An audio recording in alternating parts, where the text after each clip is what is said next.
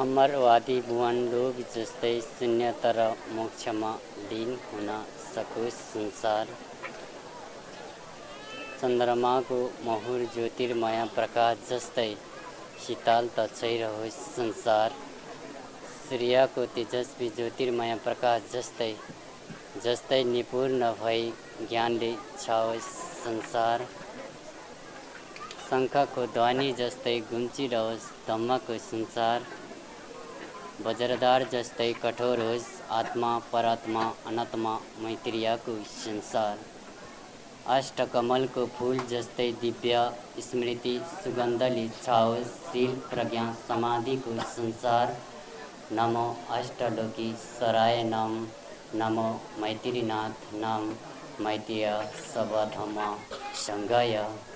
हाम्रो विशुद्ध मार्गदर्शनको खोजमा विश्व शान्ति र समस्त जगत प्राणीहरूको जीवित उद्धार गर्ने लक्ष्यको साथमा 6औं वर्ष पुरा भइसकेको छ। आजको यस शुभ क्षण र अति दुर्लभ पुण्यवान दिन पनि छ। यो कलिकालको चक्रव्यूहको संसारमा रुमालिरहेको भौतारिरहेको संसारको परिवर्तित रूप पनि हो। युगीन परिस्थितिले प्रभावित भएका संसारलाई मैत्रीनाथको मैत्रीय करुणा भावले जगाउनेछु। यो कुरा संसारलाई थाहा छैन। मैत्रीनाथ यो संसारमा 4 पटकसम्म आगमन हुनुभएको थियो, तर यो संसारको निमित्त बानी मात्र छोडेर जानुभयो। आजभन्दा 35,000 वर्ष पहिले उहाँको शील प्रज्ञा समाधिको कारण हजारौं बोधिसत्व अरहन्त भइसकेको थियो। 1000 वर्षपछि 2 दिदी बहिनीको जन्म भएको थियो। त्यस समयमा दिदी बोधिसत्व रूप लिइन्, बहिनी रीति चमत्कारी संसार नष्ट गराउने थिइन्। ती 2 दिदी बहिनीको नाम बोधि श्रवण र मोहिमा थिइन्। फेरि शाक्यकुलमा पूर्व समादिष्टको फलले सिद्धार्थ गौतम बुद्धको जन्म भए। सिद्धार्थ गौतम बुद्ध पूर्व ध्यानको खोजमा फेरि एकाग्रता हुँदै गृहत्याग गरेम। पूर्व ध्यानको अनुक्रमणले गर्दा पूर्व ज्ञान सिद्ध भए। संसारलाई शील प्रज्ञा समाधि फेरि अनुष्ठान गरेम। अन्तिम निर्वाण प्राप्त गर्ने समयमा समाधिष्ट हुँदा साक्षात् मैत्रीनाथको दर्शन पाउनु भएको थियो। आजभन्दा 2000 वर्ष पहिले यस भूमिमा नै थिए।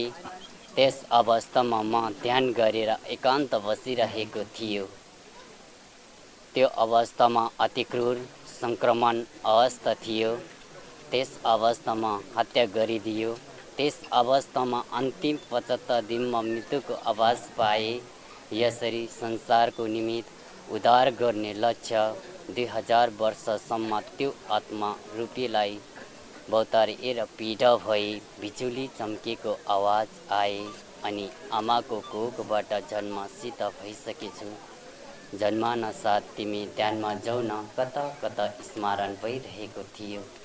आमाको काकी मायाको स्पर्शले बुलिदो रहेछ संसार।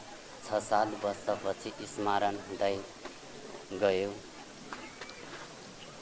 एक दिन सेतो वस्त्र धारण गर्नुभएको एक महापुरुष आई वचन दिनुभयो। दिन प्रतिदिन पूर्व ध्यानको जानकारी हुँदै गयो। जब 8 र 9 वर्षको उमेरमा एक चमत्कार दृश्य पैदा भयो। गाउँभन्दा अलि पर गाउँ रतनपुरबाट एक थारू परिवारबाट मुर्दा जलाउन ल्यायो। साथी सङ्गतको हुलमा खेलिरहेको अवस्थामा थियो। अचानक त्यो दृश्य जलाइरहेको चित्त माथि पर्यो। त्यो चित्तको लास मुर्दाबाट एक तेजस्वी ज्योतिर्मय प्रकट भई आकाश छिरिरहेको दृश्य देखा पर्यो। त्यो ज्योतिर्मय प्रकाश हरियो र पहेँलो रङको थियो। त्यो अवस्थादेखि दिनदिनै पूर्व ज्ञानको स्मरण हुन लागे। त्यो चित्तमाथिको तेजस्वी ज्योतिर्मय प्रकाशको कारण मृत्यु भएपछि यसरी नै मानव मुक्ति प्राप्त हुन्छन् भन्ने चिन्तनमय बढ्न थाल्यो। त्यसपछि पूर्वध्यानको स्मरण हुँदै तेजस्वी ज्योतिको कारण बिस्तारै एकान्त एकाग्रता ठाउँको आवश्यक हुन थाले। पूर्वध्यानको स्मरणको कारणले सातौं चक्रबाट सुरु भई ब्रह्मा चक्रसम्म पुगेर क्लेश र मारलाई नष्ट गरी अदृश्य ज्योतिहरू शरीरमा प्रवेश भयो। त्यस अवस्थामा जल, वायु, पृथ्वी, आकाश, सूर्यको समागम तत्व समाधिबाट लिन सक्ने भए अनि शरीरको चलाइ, मन, गति बिस्तारै पहिलो अवस्थाभन्दा नडिगदै ढिलो हुँदै गए। 10 महिना लामो समय एउटै आसन गरी बस्दा जमिनको चिसो, झरीबादलको पानी, जाडो मौसमको शीत लहर शरीरमा हेर्दा पतालो कपडा पछाडि फर्केर हेर्दा बिस्तारै त मेरोले खाँदै पो आएछ। शरीर चलाउन खोज्यो, पुरै शरीर खुम्चिएको छ। शरीर छुँदा पनि थाहा नहुने भएछ। गर्मी के चिसो के मेरो तपस्या चार्यलाई पुरै संसार अविश्वासको धेरमभित्र रहेको थियो। यो मेरो दिनचर्या संसारलाई पच्न मुस्किल भयो। अझ पनि अविश्वासको पत्रहरू निकै हेरिरहेको छु। जसले अन्तर्मध्य खुदाइसम्म पुगेको हुन्छ ऊ आशावादी र सत्य नै हुनेछन्। जो गलत रूपले प्रायश्चित गर्छ ऊ निशावादी नै हुनेछन्। महायान तमकायाको खोजमा मेरो यो शरीर नै रहेन भने यो संसारलाई के सन्देश दिन सक्छु र भन्दै संसारको निमित्त पाएको ज्ञानमा भाव विहाल गर्दै ध्यानमा बसिरहँदा साँझ पख आकाशवाणी भए, हे तपस्वी मुनि, तिम्रो मृत्यु हुँदैछ, उठ उठ उठ भन्ने बानी आइरहेको थियो। तत्काल ध्यान दृष्टिले हेर्दा त्यस समयमा साक्षात् भगवानको दिव्य दृष्टि दुई आँखाबाट हरियो र पहेँलो ज्योतिर्मय प्रकाश आइरहेको थियो। त्यो ज्योति शरीरमा प्रवेश हुँदा अग्नि शक्ति प्रकट भए। त्यसपछि केही असन्तुष्ट व्यक्तिहरूले क्षीण भएको शरीरमा आक्रमण गर्ने तयारी भए। क्षीण भएको शरीरको स्मरण सोच परिवर्तन हुँदै गए। पहिलो स्तरबाट दक्षिणतर्फ लागे।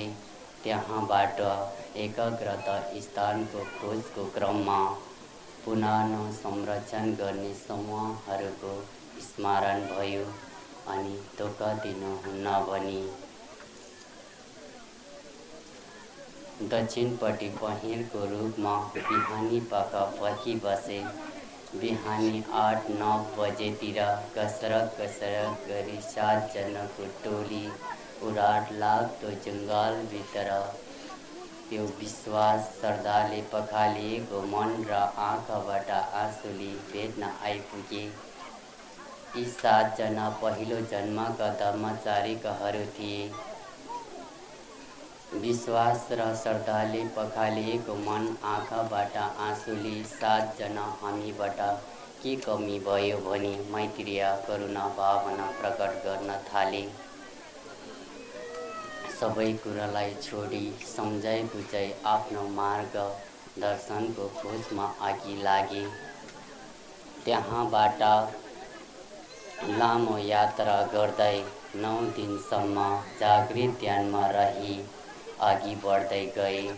जङ्गलमा हात्ती, बाघ, मृग, हरिण, चितुवा, जरायो, खरायो, भालु, जङ्गली घोडा, बाँदर, मयूर, अन्य चराचुरुङ्गीहरूको र वनस्पतिको साथमा हुँदै खोला नाला पार गर्दै एउटा चितवनबाट बगेको नदी बीचबाट बगिरहेको रहेछन्।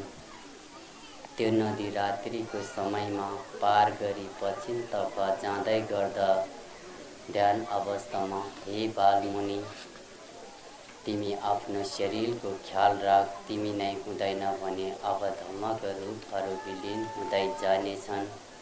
यो दिव्य वाणी सुनि आफ्नो मार्गको साथ फेरि हालकोरिया फर्के।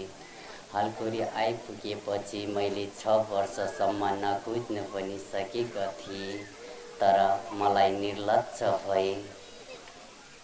हालकोरियाको उत्तर पूर्व सानो एउटा पहाडभित्र ओडार भेटे। ओडारमा 3 महिनासम्म न हावा, न पानी, न सूर्यको ताप। त्यस अवस्थामा एउटा सिकारी जनावरको खोजी गर्दै आएछन्। उसले त्यो ओडार देखेछ। बिचारा सिकारी जनावरको मासुको ललचमा बाहिर बसेर कराइरहेको थियो। को हो? मान्छे हो कि जनावर हो? यस्तै शब्दले 3 चोटिसम्म कराए। अनि ओडारबाट बिस्तार हात निकाले, शिर पक्नी देखाए। बिचारा सिकारी जनावरको मासुको तृष्णा र ललचमा परिहोस बनी उडे। सिकारीको यसरी संसारको सुख र हितको लागि, वन्यजन्तु वनस्पतिको संरक्षणको लागि मैत्रीले ध्यान गरे।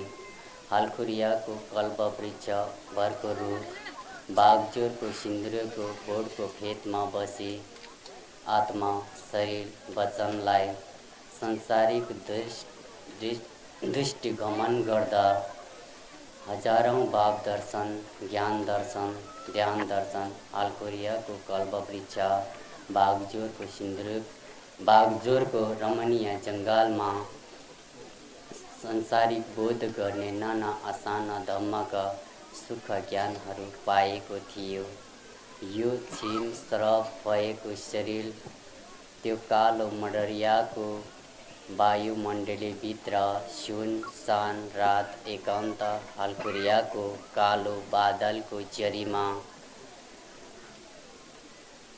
आत्मा र परात्मा बीच लीन भइरहेको अवस्थामा साक्षात् मैत्रीनाथको दर्शन पाएको थियो।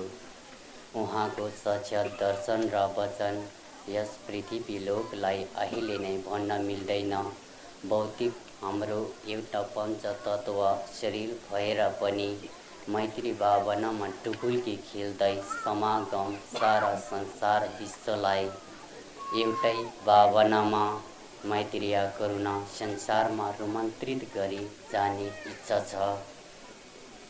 आत्मा, शरीर, वचनलाई संसारिक दृष्टिगमन गर्दा विश्व शान्ति महामैत्रीय प्राणीधनलाई संसारभरि सर्व जगत पानी र वनस्पतिको संरक्षण, हित र कल्याणको हेतु सम्पूर्ण ब्रह्माण्डमा सत्य ज्ञानलाई म शील, समाधि, प्रज्ञाद्वारा श्रवण गरिनेछु। सम्यक सम्बोधि ज्ञान शील समाधिबाट नै प्राप्त हुन्छ। भौतिक सुख सुविधाले मात्र मानवको जीवनमा मुक्तिको मार्ग पाउन सकिँदैन। शील अथवा नियम पालना गर्नु भनेको संसारिक विषयवस्तु तथा जन्म मरण चक्रबाट मुक्ति पाउनु हो। र धर्मको नाममा रीति देखाउनु, चमत्कारी देखाउनु भनेको धर्मको नियम विपरीत हो। धर्मको नियम त्यो हो कि जुन प्राणी यस संसारिक दुःखबाट मुक्त हुन सकिरहेको छैन, त्यस्तो प्राणीहरूलाई मुक्तिको मार्ग देखाउनु धर्मको नियम हो। दुःख रहेर भय, त्रास, बोधिचार्य, दिव्य, चाचो, विशुद्ध, परिचित ज्ञान, महाकरुणा, बोधिचित्त नै शून्यताको दर्शन हो। संसारको जगपानीहरूको लागि समर्पित भई समर्पण गर्छ। जहाँ समाधि रूप लिन्छ त्यहाँ धर्म छ। जसले यो संसारमा मैत्री अन्तर्भावसम्म छुन्छ, जसले पर आत्माको समागममा रही समाधिको अमृत पिउँछ, जसले अन्तरात्मासम्म मैत्रीय प्रज्ञानको ज्योति बल्छ। संसारलाई मैत्रीयनाथको मैत्रीय ज्ञान र भाव संसारिकद्वारा खुलाउँछ। साक्षात् उहाँहरू नै सत्पुरुष, महापुरुष, बुद्ध पुरुष हुन्। मानव जीवन सारा अस्तित्व जहाँ सादा छ, त्यहाँ जीवनको पूर्ण रूप नै धम्म हो। धर्मको पूर्ण रूप नै शून्यता हो। शून्यताको भाव दर्शन नै बुद्धत्व हो। शून्यता र बुद्धत्व अरूप छ, निराकार छ। भू स्मृतिको चट्यानबन्द कठोर छ। बुद्धत्व ज्ञानभित्र शान्तता छ, शीतलता छ, लोक प्राप्तिको मोक्ष छ। ततस्तु। भवं सर्वमङ्गलम् अस्तु।